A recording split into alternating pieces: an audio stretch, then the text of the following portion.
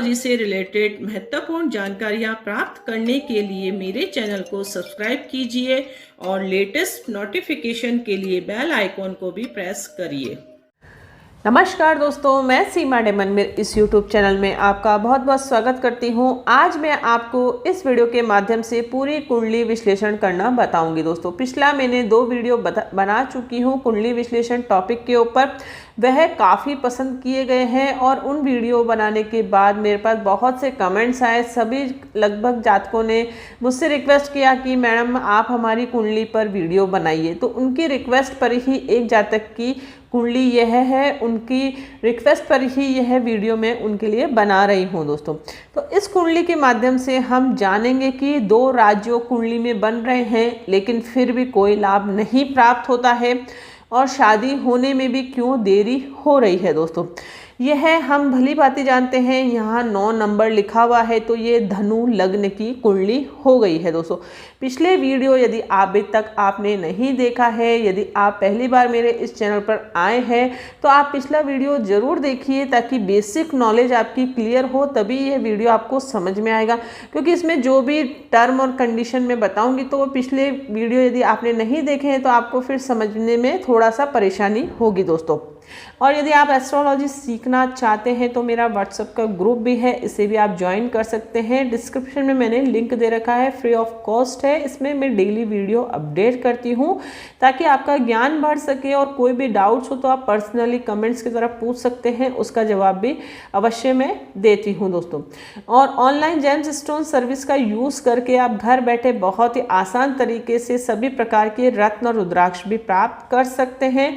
सभी प्रकार के रत्न और रुद्राक्ष अभिमंत्रित करके भी दिए जाते हैं ताकि उनका आपको जल्दी इफेक्ट हो। दोस्तों, तो यहाँ 9 नंबर लिखा है तो भली भांति हम जानते हैं कि सभी राशियों को नंबर से डिफाइन किया जाता है। जो भी नंबर्स यहाँ लग्न पर लिखा रहता है वही लग्न कुंडली हमारी होती है। तो यह धनु लग्न की कुंडली है, यहाँ पर लग्न राशि मेंशन की जाती है। अब इनकी चंद्र राशि कौन सी है? जहाँ पर चंद्रमा स्थित हो। चंद्रमा कहाँ पर स्थित है? 2 नंबर। यहाँ भाव से मतलब नहीं है, नंबर से हमें देखना है कि कौन से नंबर पर चंद्रमा स्थित है वही राशि होती है। तो चंद्रमा 2 नंबर पर स्थित है यानी कि इनकी वृषभ राशि हो गई। यदि यही चंद्रमा यहाँ पर स्थित होता तो इनकी मिथुन राशि होती। तो चंद्रमा जिस भी राशि के साथ स्थित होता है वह जातक की राशि होती है, ना कि भाव के अकॉर्डिंग हम देखते हैं। तो ये फर्स्ट पॉइंट मैंने आपको क्लियर करा है कि राशि कैसे मेंशन की जाती है। दोस्तों, अब हम आते हैं कि हम कुंडली में, इस कुंडली में देखें कौन कौन से अच्छे ग्रह हैं। अच्छे ग्रहों का मतलब है जातक को पॉजिटिव रिजल्ट मिलेंगे उनकी दशा अंतरदशा पर, और कौन से ऐसे कुंडली में नेगेटिव ग्रह हैं जिनकी दशा अंतरदशा पर जातक को परेशानियों का सामना करना पड़ेगा, कौन से दोष बन रहे हैं कुंडली में। यह धनु लग्न की कुंडली है तो इसका राशि स्वामी हो गया है गुरु ग्रह। अब ये जो भी मैं चीज़ें बता रही हूँ वह पिछली वीडियो में आपको बहुत अच्छे से क्लियर होगी, यहाँ पर सारा दोबारा से रिवाइज करना पॉसिबल नहीं है। तो हम जानते हैं कि 9 नंबर धनु राशि है, उसका राशि स्वामी गुरु ग्रह होता है और इस लग्न कुंडली का लग्न भाव का स्वामी भी गुरु ग्रह ही हो गया है। अब हमें देखना है कि गुरु कहाँ पर स्थित है। गुरु कहीं पर भी स्थित हो सकता है। इस लग्न कुंडली में कहाँ पर स्थित है? गुरु 12वें भाव में स्थित है, जो कि हम अच्छा नहीं मानते हैं। यह लग्न दोष के अंतर्गत आ गया है। तो सबसे पहला फर्स्ट नेगेटिव पॉइंट यही हो गया है कि गुरु ने लग्न दोष बना दिया है, अर्थात जातक को अपने स्वास्थ्य का बहुत अधिक ध्यान रखने की आवश्यकता है। और जातक का भाग्य उदय कहाँ होगा? घर से दूर जाकर जातक का भाग्य उदय होगा। क्यों? क्योंकि गुरु ग्रह हमारे 4th हाउस के मालिक भी है, सुख सुविधाओं के मालिक भी है और ये हमारे मातृभूमि का घर भी कहलाता है। और मातृभूमि का घर ही 12वें भाव में स्थित हो गया है, अर्थात गुरु 12वें भाव में स्थित हो तो जातक को विदेश में सक्सेस प्राप्त हो सकती है, या घर से दूर जाकर वह जॉब करे या कोई बिजनेस करे तो जातक को बहुत अधिक सक्सेस प्राप्त होगी। तो फर्स्ट पॉइंट जातक का यही हो गया है कि कुंडली में लग्न दोष उत्पन्न हो गया है, तो उसके उपाय करना जातक को बहुत अधिक जरूरी है, अन्यथा फिर उसे परेशानियों का सामना करना पड़ेगा।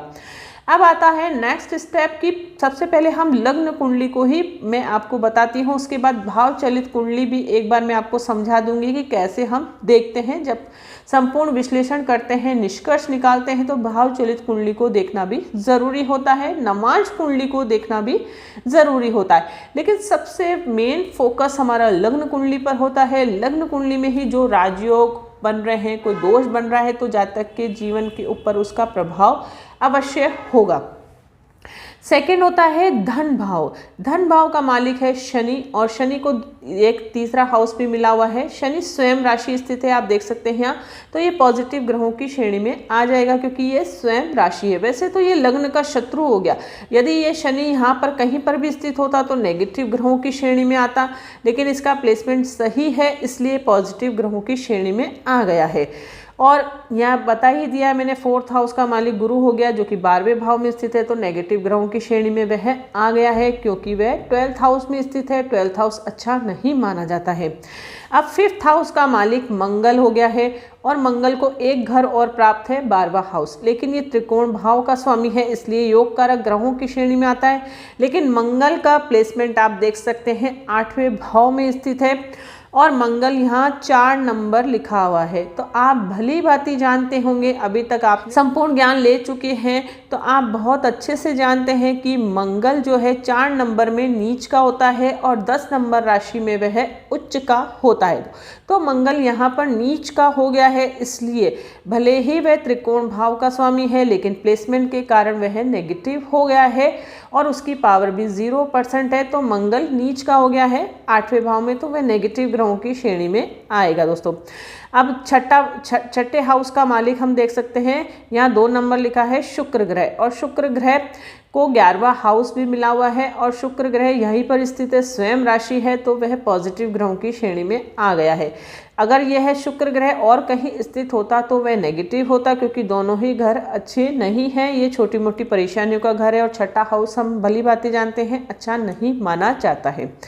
अब बात करते हैं बुध ग्रह की। बुध ग्रह को 2 घर प्राप्त हैं, 7वां हाउस और 10th हाउस। 10th हाउस हमारे करियर भाव का स्वामी है, और 7th हाउस हमारे जो वैवाहिक जीवन है उसका भाव का स्वामी होता है, और जो हम डेली वेजेस की इनकम प्राप्त करते हैं उसको भी यहीं से देखा जाता है, और जो पार्टनरशिप का यदि हम कार्य करते हैं तो वह भी यहीं से देखा जाता है। तो इन दोनों का राशि स्वामी 10th हाउस हमारे करियर का है, तो दोनों का राशि स्वामी बुध जो है 11th हाउस में स्थित है। अच्छी स्थिति है, लाभ भाव है, लेकिन छोटी मोटी परेशानियों का घर भी यह माना जाता है। लेकिन बुध की स्थिति देखी जाए तो अच्छी है, तो बुध पॉजिटिव ग्रहों की श्रेणी में आ गया है। अब अस्त हो रहा है, क्या स्थिति है, कितना बेनिफिट मिलेगा, कितना ग्रह अच्छा सक्षम है पॉजिटिव रिजल्ट देने में, वह हम बात करेंगे डिग्रियों के ऊपर। पहले मोटे तौर पर मैं आपको बता देती हूँ कि ग्रहों के प्लेसमेंट के अकॉर्डिंग हम ये कैसे निकालते हैं। तो बुध ग्रह हो गया है पॉजिटिव, शुक्र ग्रह स्वयं राशि है इसलिए पॉजिटिव हो गया, शनि ग्रह भी स्वयं राशि इसलिए पॉजिटिव है, राहु शुक्र की राशि में ही मित्र राशि में इसलिए पॉजिटिव है, गुरु लग्न दोष बनाकर नेगेटिव हो गया है, मंगल नीच राशि में स्थित है इसलिए नेगेटिव हो गया है, सूर्य आपके भाग्य भाव का स्वामी है लेकिन 12th हाउस में स्थित है इसलिए नेगेटिव हो गया है, चंद्रमा नेगेटिव हाउस का ही मालिक है, 8वें भाव में है और छठे में स्थित है इसलिए वह नेगेटिव है, और केतु देव जो कि आपके मंगल की राशि में स्थित है नेगेटिव है क्योंकि वह शत्रु राशि में स्थित है। तो अब हम आते हैं, बात करते हैं पावर्स के ऊपर। तो ये बुध ग्रह की डिग्री है 20 डिग्री, और हम देखते हैं कि बुध की युति राहु से भी है, शुक्र से भी है, और यहाँ पर हम देखें सूर्य ग्रह भी स्थित है।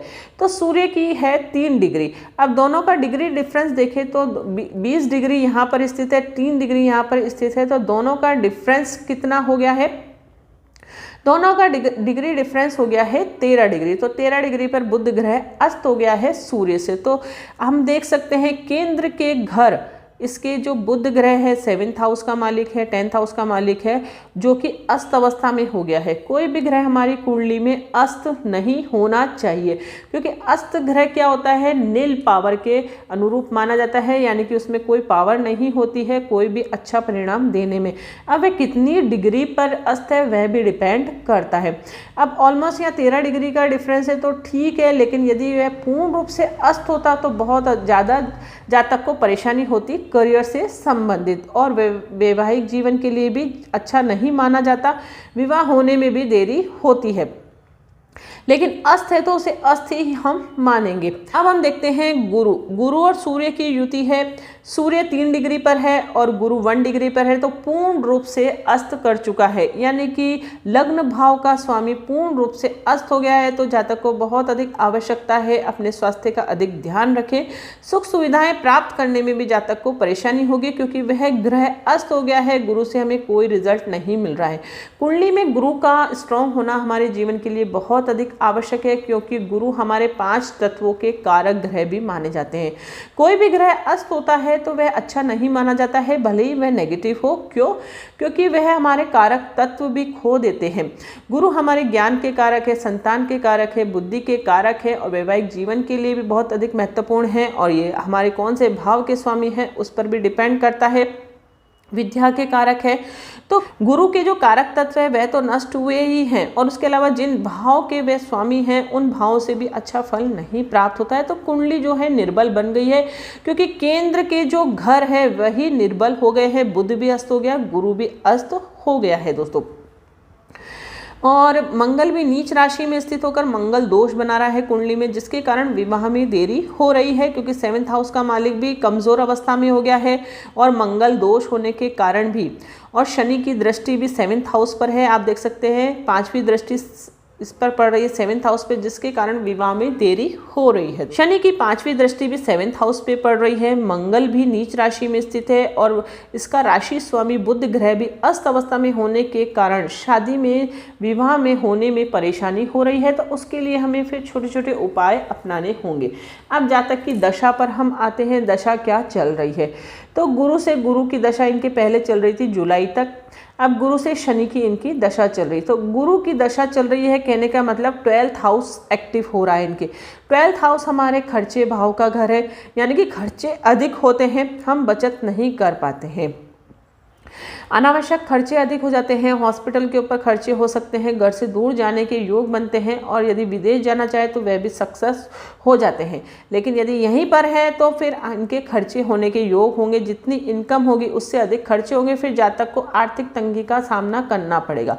धन भाव की स्थिति भी अच्छी नहीं है, क्योंकि धन भाव का स्वामी भी 3रे हाउस में है। भले ही वह स्वयं राशि है, लेकिन फिर भी संघर्ष से इनके धन प्राप्ति होती है, क्योंकि मंगल की दृष्टि भी यहाँ पर पड़ रही है धन भाव पर। मंगल की आप देख सकते हैं 7वीं दृष्टि धन भाव पे पड़ रही है, जो कि धन संबंधित परेशानी जातक के जीवन में देते हैं। अब गुरु से शनि की इनकी दशा चल रही है, तो शनि 3रे हाउस का मालिक है, तो जीवन में उनके संघर्ष और मेहनत अधिक बढ़ गई है। गुरु भी ज़्यादा अच्छी पोजीशन पर नहीं है, इसलिए जीवन में भागदौड़ बढ़ गई है। जॉब से रिलेटेड भी छोटी मोटी परेशानियां उत्पन्न होती है। आर्थिक तंगी का सामना करना पड़ता है, क्योंकि खर्चे अधिक हो रहे हैं। अब जॉब की बात करें तो करियर से संबंधित उनको ज़्यादा एफर्ट करना पड़ता है जीवन में सक्सेस प्राप्त करने के लिए, क्योंकि बुध ग्रह अस्त है। वैसे वे पूर्ण रूप से अस्त नहीं है, लेकिन फिर भी हम उन्हें अस्त ही मानते हैं, क्योंकि डिग्री डिफरेंस बिल्कुल पीक पॉइंट पर हो रहा है इनका। अब नौकरी भाव का स्वामी उच्च है, तो एक ये प्लस पॉइंट इनकी कुंडली में है कि नौकरी से इनको अच्छे बेनिफिट्स प्राप्त होते हैं। लेकिन यह रोग ऋण शत्रुओं का घर भी माना जाता है, तो यह हाउस उच्च होने का मतलब है रोग भी ज़्यादा उत्पन्न हो सकते हैं, ऋण भी ज़्यादा हो सकता है। इसलिए खर्चे जो हैं बहुत ही सोच समझ कर करें, ताकि आर्थिक तंगी का सामना नहीं करना पड़े। और फिर यदि आर्थिक तंगी का सामना करना पड़ेगा तो फिर किसी से उधार पैसा लेना पड़ जाएगा, जिसके कारण फिर कर्ज के शिकार भी हो सकते हैं। इसलिए यदि उपाय करते हैं हम, तो हमारी कुंडली क्या होती है, फिर बैलेंस हो जाती है। बैलेंस का मतलब होता है जो नेगेटिव ग्रह है वह भी अच्छे परिणाम देने लग जाते हैं, और जो पॉजिटिव ग्रह होते हैं उनकी भी पावर इम्प्रूव होकर जीवन में अच्छे परिणाम प्राप्त होते हैं। एस्ट्रोलॉजी यहीं पर यूज़ की जाती है। जो कुंडली हमारी जन्म के समय बन गई वह बन गई, उसमें कोई फेरबदल नहीं होता है। जो राजयोग बन गए वह बन गए, जो दोष कुंडली में बन गए वह बन गए, उसे हम चेंज नहीं कर सकते हैं। लेकिन ज्योतिष के माध्यम से, उपायों के माध्यम से हम हमारे जीवन को अच्छा बना सकते हैं। अब आप देख सकते हैं गुरु की महादशा इनके काफ़ी लंबी है, अभी 10 साल का टाइम पीरियड है, तो 10 साल तक हम ऐसे नहीं कि हाथ पे हाथ धरकर बैठ सकते हैं। उसके विपरीत फिर हम उपाय करेंगे तो पता भी नहीं चलेगा कि गुरु की नेगेटिव दशा कब हमारे जीवन में अच्छी हो गई और गुरु से भी हमने अच्छे परिणाम प्राप्त कर लिए। अब इनकी कुंडली में आप देख सकते हैं 2 राजयोग बन रहे हैं। कौन कौन से बन रहे हैं आप यदि देखना चाहें तो आपके मन में आ ही गया होगा अब तक तो विचार। एक तो चंद्रमा से विपरीत राजयोग बन रहा है। आप देख सकते हैं 6/12 का स्वामी यदि 6/12 में स्थित हो तो राजयोग बनता है, चंद्रमा भी उच्च है। लेकिन राजयोग जैसा फल जीवन में क्यों नहीं प्राप्त होता है? क्योंकि विपरीत राजयोग की फर्स्ट कंडीशन यही होती है कि लग्न स्ट्रांग हो। अब लग्न का स्वामी ही 0% है, स्ट्रांग नहीं है, तो फिर राजयोग का फल इन्हें नहीं प्राप्त होता है। कुंडली में राजयोग बन रहा है लेकिन फल नहीं प्राप्त होता है। अब यदि ये गुरु को अच्छा कर लेंगे रत्न के माध्यम से, मंत्र के माध्यम से, तो फिर जातक को विपरीत राजयोग का फल भी प्राप्त होगा। मंगल से भी इनके विपरीत राजयोग बन रहा है। आप देख सकते हैं कि 12वें हाउस का मालिक मंगल है जो कि 8वें भाव में स्थित है, लेकिन वह नीच हो गया है तो वैसे भी राजयोग जैसा फल नहीं देगा, और लग्न स्ट्रांग नहीं है इसलिए भी राजयोग जैसा फल नहीं देगा। इसके विपरीत मंगल दोष कुंडली में बन गया है। मंगल का नीच होना ज़्यादा अच्छा नहीं माना जाता है, परेशानियों का कारण माना जाता है, क्योंकि मंगल फिर बीमारियों को भी पैदा कर देता है। मंगल हमारे बॉडी में कट लगवाने का कार्य भी करता है। मंगल के कारण ही ऑपरेशन जैसे योग भी बनते हैं, इसलिए इन्हें हेल्थ का बहुत अधिक ध्यान रखने की आवश्यकता है, क्योंकि कुंडली इनकी बोल रही है। अब जब भी हम रत्न रिकमेंड करते हैं तो भाव चलित कुंडली पर भी एक बार फोकस करना रहता है। अब भाव चलित कुंडली यहीं पर बन जाती है। ये जो माइनस के साइन मैंने लगा रखे हैं, कभी यहाँ प्लस के साइन भी होते हैं। प्लस का साइन का मतलब होता है कि ग्रह अगले भाव में है, माइनस का साइन का मतलब होता है पिछले भाव में। यहाँ पर लिख कर बताया जाता है बाकायदा कि भाव चलित कुंडली में ग्रह पिछले भाव में स्थित है। तो गुरु ग्रह यहाँ पर स्थित हो गया, सूर्य भी यहाँ पर स्थित हो गया है। तो आप देख सकते हैं सूर्य और राहु की युति से ग्रहण दोष भी बन गया है। गुरु यहाँ पर स्थित है तो लाभ तो प्राप्त होगा जीवन में, लेकिन ये छोटी मोटी परेशानियों का घर भी माना जाता है। तो जातक के जीवन में छोटी मोटी परेशानियाँ सदा रहेगी। तो ऑल ओवर हम देखें कुंडली का निष्कर्ष निकालें तो ऑलमोस्ट हम कह सकते हैं कि 50 से 40% कुंडली सही है, बाकी 60% कुंडली में दोष भी बन रहा है। ग्रह नीच अवस्था में भी है, मंगल दोष भी बन रहा है, जिसके कारण जातक को परेशानी होती है, खर्चे अधिक होते हैं, धन भाव भी अच्छा नहीं है। लाभ भाव का स्वामी लाभ में बैठा है तो लाभ तो जातक को होते हैं लेकिन बचत नहीं हो पाती है। अच्छी खासी इनकम है फिर भी बचत नहीं हो पाती है, क्योंकि बचत भाव का स्वामी अच्छा नहीं है, तीसरे हाउस में बैठा है और खर्चे भाव की दशा चल रही है, तो उसके कारण फिर परेशानी उत्पन्न होती है। तो सबका सॉल्यूशन भी होता है, तो उसका हम सॉल्यूशन फिर रत्न के माध्यम से, मंत्र के माध्यम से और फिर रुद्राक्ष के माध्यम से बताते हैं। तो सही रत्न पहनना ज़रूरी है कुंडली में। यदि आपने बाई चांस गलत रत्न पहन लिया तो कुंडली के अकॉर्डिंग हमें पॉजिटिव रिजल्ट तो नहीं मिलते हैं, उसके विपरीत नेगेटिव रिजल्ट मिलना प्रारंभ हो जाता है। अब इनके पन्ना रत्न मैंने रिकमेंड किया है क्योंकि बुध अस्त अवस्था में है, लाभ भाव में बैठा है, और ये पुखराज रत्न भी पहन सकते हैं। आप सोच रहे होंगे कि 12वें हाउस का रत्न कैसे बता दिया, क्योंकि अस्त ग्रह होता है तो हम रत्न दे सकते हैं। अब अस्त की अवस्था भी देखना ज़रूरी है कि कितने डिग्री पर वह अस्त हो रहा है। तो सूर्य गुरु से सिर्फ 2 डिग्री का ही डिफरेंस है, इसलिए पुखराज रत्न भी यदि ये पहनेंगे तो दोनों हाउस के राशि स्वामी एक्टिव हो जाएंगे। यानी गुरु एक्टिव हो गया, बुध एक्टिव हो गया, केंद्र का घर हमने स्ट्रॉन्ग कर लिया। और मंगल दोष के निवारण के लिए 3 मुखी रुद्राक्ष बताया है, क्योंकि इसका रत्न हम नहीं पहन सकते हैं। रुद्राक्ष ऐसी कंडीशन में बताया जाता है या तो कोई ऐसा कोई ग्रह हो जिसके कारण ज़्यादा परेशानी हो रही हो, या फिर ऐसी कोई दशा चल रही हो, या कुंडली में ऐसा कोई वीक ग्रह हो जिसका हम रत्न नहीं पहन सकते, तो उसकी अवस्था में हम रुद्राक्ष धारण कर सकते हैं। इसीलिए इनको 3 मुखी रुद्राक्ष बताया ताकि शादी में जो देरी हो रही है वह देरी नहीं हो, बुध भी अच्छा होगा और करियर भाव का स्वामी भी अच्छा हो जाएगा, और जब करियर अच्छा हो गया, खर्चे कम हो गए, तो अपने आप ही बचत होने लग जाएगी। क्योंकि मंत्र जाप भी बताए जाते हैं, तो शनि का मंत्र जाप भी करेंगे तो धन की स्थिति भी इनके अच्छी होने लग जाएगी। इसके बाद हम कौन से भगवान की पूजा करें? हमारे जीवन में बहुत से करोड़ों देवी देवताएं हैं, लेकिन कुंडली के अनुसार हमें कौन से भगवान की पूजा करनी चाहिए वह बहुत अधिक मोस्ट इम्पॉर्टेंट होता है। तो इष्ट देवता इनके हनुमान जी कहलाएंगे और इनके लग्न देवता विष्णु भगवान कहलाएंगे। यदि इन भगवानों की ये आराधना करते हैं तो जीवन में इनके आधे से अधिक परेशानियां तो वैसे ही दूर हो जाएगी। हनुमान जी की पूजा करने से इनकी कुंडली से मंगल दोष भी खत्म होगा और त्रिकोण भाव का स्वामी है तो ज्ञान बुद्धि बल भी प्राप्त होगा। संतान पक्ष से भी यह अच्छा स्ट्रॉन्ग पॉइंट हो जाएगा आगे जाकर जब ये शादी करेंगे। तो शनि की 7.5 चल रही है कि नहीं चल रही है वह भी बताया जाता है। कौन से ग्रहों का दान किया जाए? अब कुंडली में इतने सारे नेगेटिव ग्रह हैं, सभी का दान आपको नहीं करना है। जो कुंडली में एक्चुअल में नेगेटिव है केवल उन्हीं का दान बताया जाता है। ऐसा नहीं कि गुरु का दान आप करना प्रारंभ कर दें, नहीं, क्योंकि गुरु कुंडली में लग्न भाव का स्वामी है, सुख सुविधाओं का मालिक है, इसलिए दान कभी भी नहीं करें, केवल नेगेटिव ग्रहों का ही दान करें। तो इनकी कुंडली के अनुसार चंद्र और केतु का दान केवल ये कर सकते हैं जीवन में, और किसी भी वस्तु का दान यह नहीं कर सकते हैं। भले इनके शनि की 7.5 एज अ फ्यूचर में कभी चले इनके, तो कभी भी इन्हें काले नीले वस्त्रों का दान नहीं करना है, क्योंकि शनि इनके स्वयं राशि है तो ऑलमोस्ट अच्छे ही हैं, लेकिन तीसरे हाउस का राशि स्वामी है इसलिए थोड़ी बहुत परेशानी होती है, लेकिन फिर भी हमें दान नहीं करना है। तो इस बात का ध्यान बहुत अधिक रखने की आवश्यकता है। आप कहीं से भी कुंडली विश्लेषण करवाते हैं तो कभी भी अज्ञानतावश ऐसा दान आप प्रारंभ नहीं करें, ताकि जीवन में फिर आपको परेशानी हो। अज्ञानतावश हम अच्छे के लिए कोई नेगेटिव कार्य करने लग जाते हैं, फिर हम खुद ही को दोष देते हैं और खुद ही का हमारा विश्वास टूट जाता है एस्ट्रोलॉजी से। तो इसलिए ऐसा कोई भी कार्य आप नहीं करें ताकि आपका विश्वास टूटे। तो दान बहुत ही सोच समझकर करें। अब सूर्य को जल अर्पित करना चाहिए कि नहीं करना चाहिए? 99% जातक जो होते हैं हम देखते हैं पीढ़ी दर पीढ़ी हम सूर्य को जल अर्पित करते हैं, लेकिन कुंडली के अकॉर्डिंग आपको सूर्य को जल अर्पित करना है या नहीं करना है वह कुंडली के अकॉर्डिंग डिसाइड होता है। यदि कुंडली में सूर्य ग्रह नेगेटिव है तो आप सूर्य को जल अर्पित कर सकते हैं, और यदि वह पॉजिटिव है तो आपको सूर्य को जल अर्पित नहीं करना है। अब सूर्य इनकी कुंडली में नेगेटिव है प्लेसमेंट के कारण, लेकिन वैसे तो वह अच्छे ग्रहों की श्रेणी में आते हैं, इसलिए इन्हें जल अर्पित नहीं करना है। इसी प्रकार से शिवलिंग पर सफ़ेद वस्तुएं चढ़ानी है कि नहीं है? अब हम अक्सर देखते हैं कि शिवलिंग पर हम दूध दही से अभिषेक करना प्रारंभ कर देते हैं। अज्ञानतावश शादी में देरी हो रही है तो शिव भगवान की पूजा करें, दूध दही से अभिषेक करें, लेकिन कुंडली में यदि रिकमेंड होता है तो ही आपको करना है, अन्यथा नहीं करें आप, वह ज़्यादा आपके लिए अच्छा रहेगा।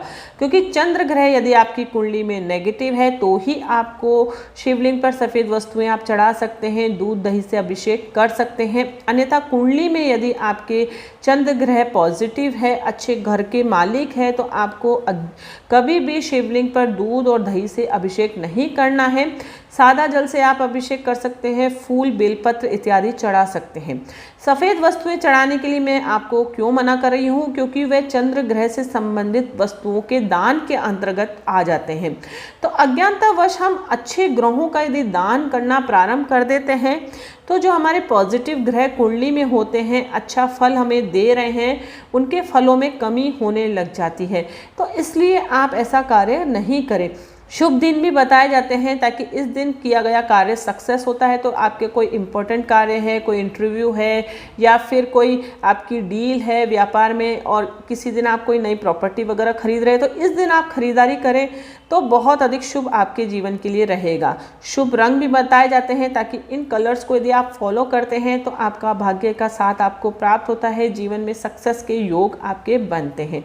डेली रूटीन्स में भी इन कलर्स को फॉलो करने का प्रयास करें, अन्यथा किसी ओकेशन पर, किसी विशेष पर तो ज़रूर आप फॉलो करें। कोई एग्ज़ाम आप देने जा रहे हैं, आप कोई ऐसा कार्य करने जा रहे हैं ताकि आप मन में सोच रहे हैं कि ये कार्य मेरा सफल हो, तो अवश्य ही इन कलर्स को आपको फॉलो करना चाहिए। मंत्र जाप भी बताए जाते हैं कुंडली के अकॉर्डिंग, कौन से ग्रह नेगेटिव है, नीच है या कौन सा दोष बन रहा है, उसके अकॉर्डिंग जो फुलफिल रेमेडीज़ है। यदि किसी जातक ने ये रेमेडीज़ पूरी श्रद्धा और विश्वास के साथ कर ली तो 100% मैं दावे के साथ कह सकती हूँ उसके जीवन के सभी कष्टों से उसको निवारण अवश्य प्राप्त होगा। किसी प्रकार का कोई भी दुख हो तो ज़रूर उसको उसका समाधान अवश्य प्राप्त होगा, क्योंकि कुंडली में कौन सा ग्रह कौन सी पोजीशन पर स्थित है, उसका क्या नेगेटिव इफेक्ट हमारे जीवन में पड़ रहा है, उसके अकॉर्डिंग हम क्या करें वह सबसे मोस्ट इम्पॉर्टेंट है।